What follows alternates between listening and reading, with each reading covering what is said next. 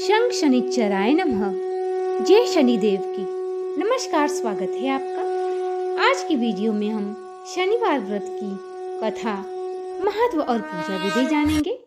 यदि आपके ग्रह कितने भी खोटे क्यों न हो, शनिदेव न्याय के देवता माने जाते हैं।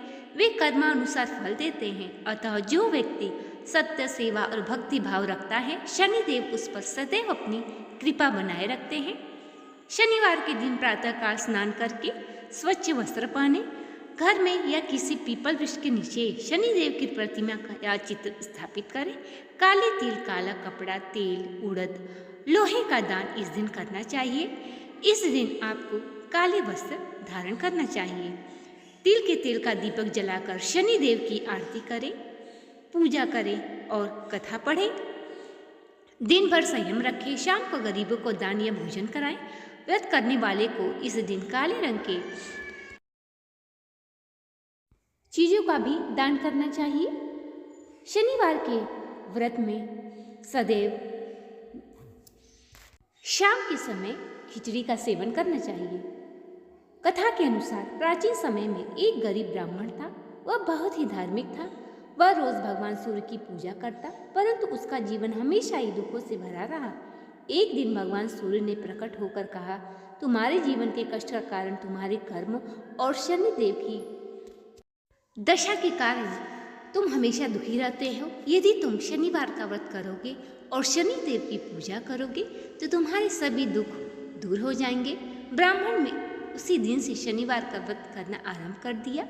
इसके बाद से उसके जीवन में धीरे धीरे सुख और संपन्नता आने लगी। अब आइए सुनते हैं दूसरी कथा। समय की बात है, 9 ग्रहों में विवाद होने लगा कि हम सब में सबसे सर्वश्रेष्ठ कौन है। विवाद इतना बढ़ गया कि युद्ध होने लगा। तब सारे ग्रह देवराज इंद्र के पास पहुँचे और उन्होंने देवराज इंद्र से कहा कि हे इंद्रदेव, अब आप ही फैसला करें कि हम 9 ग्रहों में से सबसे बड़ा कौन है। इस प्रश्न पर इंद्रदेव उलझन में पड़ गए और उन्होंने कहा कि पृथ्वीलोक में उज्जैन नगरी में राजा विक्रमादित्य हैं, जो न्यायप्रिय हैं। हम उनके पास चलते हैं। वे अवश्य बता देंगे कि 9 ग्रहों में सबसे सर्वश्रेष्ठ कौन है। वे सब उज्जैनी नगरी पहुँचे। वहाँ पर विक्रमादित्य के महल में सारे 9 ग्रहों ने अपना प्रश्न रखा। राजा विक्रमादित्य कुछ देर सोचने के बाद उन्होंने 9 ग्रहों के लिए जस्ता, तांबा, अभ्रक, चांदी, लोहा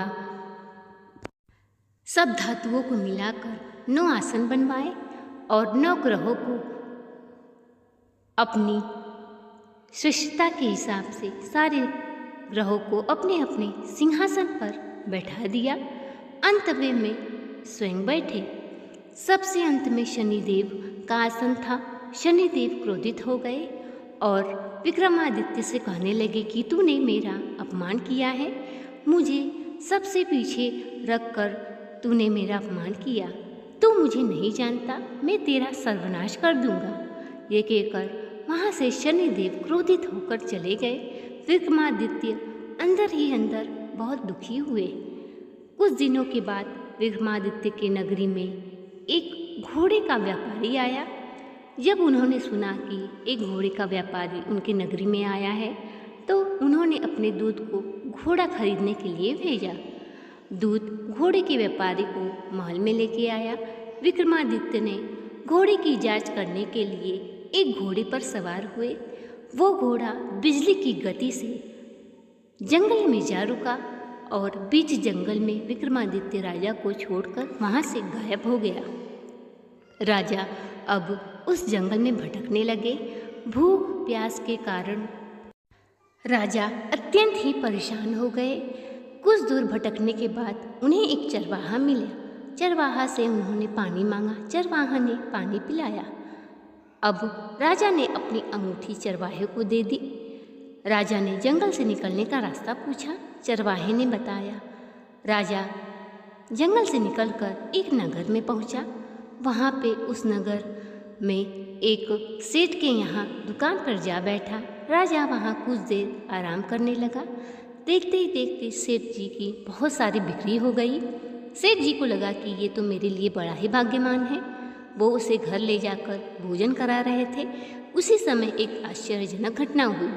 राजा विक्रमादित्य से जिस कमरे में बैठ के भोजन कर रहे थे, उस कमरे में एक सोने का हार खूंटी पर लटका हुआ था। देखते ही देखते वो हार खूंटी निगल गया। सेठ जी जब आया तो देखा कि हार खूंटी पर नहीं है। सेठ जी को निश्चय हो गया, मेरा हार इस राजा ने ही चुराया है। अपने नौकरों को बुलाकर उन्हें बंदी बनवा के राजा के सामने उसने पेश किया। उस नगर के राजा ने विक्रमादित्य से पूछा कि तूने हार चुराया है? राजा ने बहुत विनती की कि मैंने हार नहीं चुराया, परंतु चोरी के अपराध में उस नगर के राजा ने विक्रमादित्य के हाथ और पैर कटवा के उसे सड़क पर छोड़ दिया गया। कुछ दिन के बाद तेली उसे अपने घर ले गया और अपने कोल्हू पर बैठा दिया। राजा बैलों को हाँकता रहता और इस प्रकार उसे भोजन मिलता रहता।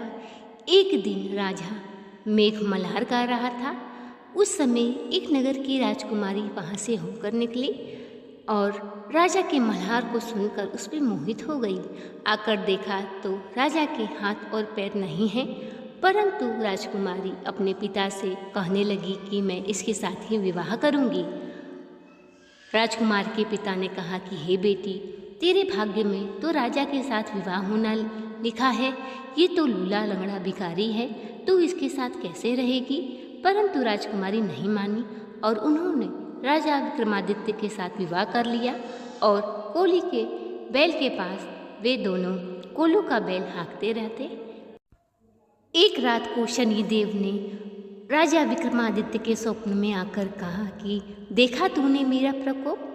राजा ने कहा कि हे शनिदेव, मैं आपकी शक्ति को पहचान गया हूँ, परंतु मेरी आपसे एक विनती है कि जितना दुख आपने मुझे दिया आप और किसी को ना दे।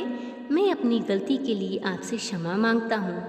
अगले दिन जब राजा जागा तो उसके हाथ पैर ठीक हो चुके थे और वो राजा ने मन ही में शनिदेव को प्रणाम किया। और जब राजकुमारी ने राजा के हाथ पांव सही सलामत देखे तो वो आश्चर्य में